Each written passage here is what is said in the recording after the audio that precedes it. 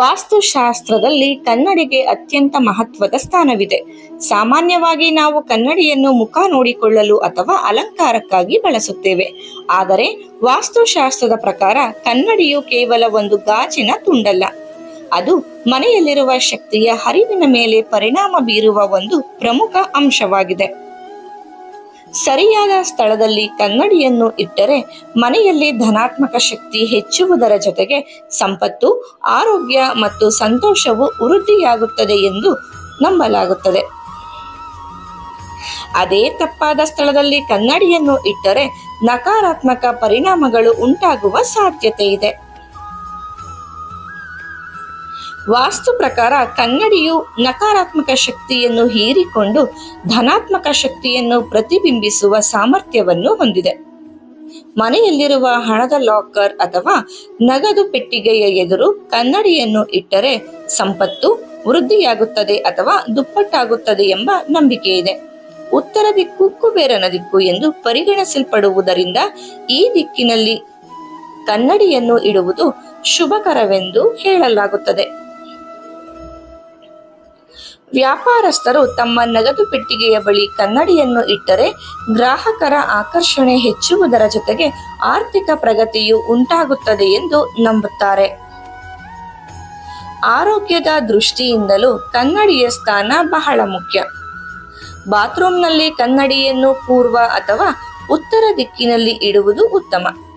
ಇದರಿಂದ ಮನೆಯಲ್ಲಿ ಧನಾತ್ಮಕ ವಾತಾವರಣ ನಿರ್ಮಾಣವಾಗುತ್ತದೆ ಎಂದು ವಾಸ್ತು ತಜ್ಞರು ಹೇಳುತ್ತಾರೆ. ಡ್ರೆಸ್ಸಿಂಗ್ ರೂಮ್ನಲ್ಲಿ ಕನ್ನಡಿಯನ್ನು ನೆಲದಿಂದ ಸುಮಾರು 4 ರಿಂದ 5 ಅಡಿ ಎತ್ತರದಲ್ಲಿ ಅಳವಡಿಸುವುದು ಸೂಕ್ತವಾಗಿದೆ. ಆದರೆ ಕೆಲವು ಸ್ಥಳಗಳಲ್ಲಿ ಕನ್ನಡಿಯನ್ನು ಇಡುವುದನ್ನು ವಾಸ್ತುಶಾಸ್ತ್ರ ನಿರಾಕರಿಸುತ್ತದೆ. ಆಗ್ನೇಯ ದಿಕ್ಕು ಅಗ್ನಿಯ ದಿಕ್ಕಾಗಿರುವುದರಿಂದ ಅಲ್ಲಿ ಕನ್ನಡಿಯನ್ನು ಇಟ್ಟರೆ ಮನೆಯ ಸದಸ್ಯರ ನಡುವೆ ಜಗಳ ಹಾಗೂ ಭಿನ್ನಾಭಿಪ್ರಾಯಗಳು ಹೆಚ್ಚಾಗುವ ಸಾಧ್ಯತೆ ಇದೆ. ಬೆಡ್ರೂಮ್ನಲ್ಲಿ ಕನ್ನಡಿಯನ್ನು ಇಟ್ಟರೂ ಅದು ಹಾಸಿಗೆಯನ್ನು ಪ್ರತಿಬಿಂಬಿಸಬಾರದು. ಹಾಸಿಗೆಯ ಪ್ರತಿಬಿಂಬ ಕಾಣುವಂತೆ ಕನ್ನಡಿ ಇದ್ದರೆ ನಿದ್ರಾಭಂಗ, ಮಾನಸಿಕ ಅಶಾಂತಿ ಹಾಗೂ ಆರೋಗ್ಯ ಸಮಸ್ಯೆಗಳು ಉಂಟಾಗಬಹುದು ಎಂದು ನಂಬಲಾಗಿದೆ.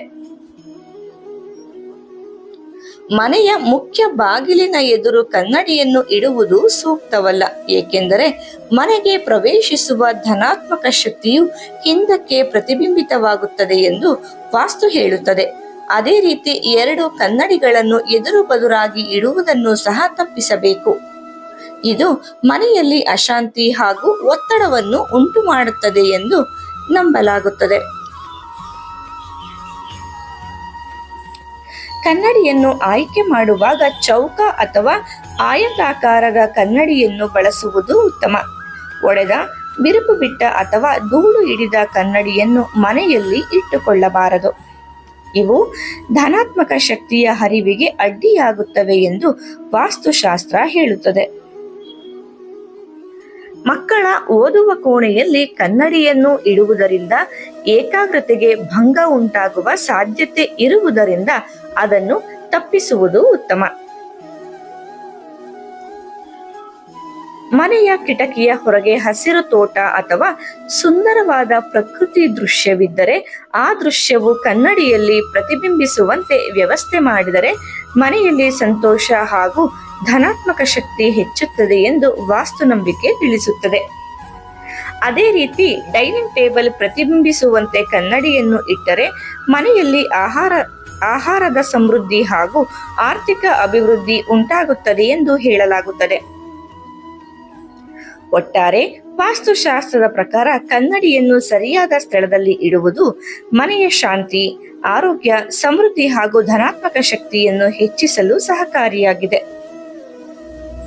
ಆದ್ದರಿಂದ ಮನೆಯಲ್ಲಿರುವ ಕನ್ನಡಿಯ ಸ್ಥಾನವನ್ನು ಒಮ್ಮೆ ಪರಿಶೀಲಿಸಿ ವಾಸ್ತು ನಿಯಮಗಳನ್ನು ಪಾಲಿಸುವ ಮೂಲಕ ಸುಖ, ಸಮೃದ್ಧಿಯ ಜೀವನವನ್ನು ನಿರ್ಮಿಸಿಕೊಳ್ಳಬಹುದು.